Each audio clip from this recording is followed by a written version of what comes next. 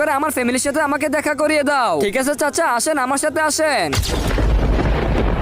চাচা ওই দেখেন আপনার ছেলে বসে আছে। আরে শান্ত, তুমি এখানে বসে জুয়া খেলতেছো? তুমি কি ভুলে গেছো যে তোমার বাবা কত একটা ভালো মানুষ ছিল? তাতে তোর সমস্যা কি? আমি জুয়া খেলছি। তুমি তোমার বাবার সব সম্পদ এখানে জুয়া খেলে উড়িয়ে দিচ্ছ।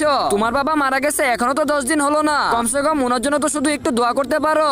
আরে যে মরে গেছে ওর কথা বাদ দে, আমার জীবন আমাকে উপভোগ করতে দে। যা ভাগ এখান থেকে। দেখেছেন চাচা, আপনি তো আপনার সারা জীবন এদের উপর নষ্ট করে দিছেন। আপনি তো শুধু সারা জীবন টাকাই কামিয়েছেন। যদি আপনার ছেলে মেয়েদেরকে ভালো কোনো শিক্ষা দিতেন তাহলে ওদের এই অবস্থা হতো না, আর এরা আপনার সম্পদগুলো এভাবে নষ্ট করতো না, আর আপনার জন্য সবসময় দোয়া করতো। এই জন্যই প্রত্যেকটা মানুষকে মরার আগে তার আখিরাতের ব্যবস্থাটা করে নিতে হয়। যাই হোক চাচা, চলেন এবার আপনাকে আপনার ঘরে নিয়ে যাই। না বাবা, আমি আর কোথাও যাব না। আমাকে আল্লাহ তাআলা 40 দিনের জন্য পাঠিয়েছিলেন, কিন্তু যা দেখার আমি এই 4 মিনিটে দেখে ফেলছি। মরার পর কোনো মানুষের 1 টাকার দাম থাকে না। আমাকে তুমি আর আটকেও না বাবা, আমি চলে যাচ্ছি।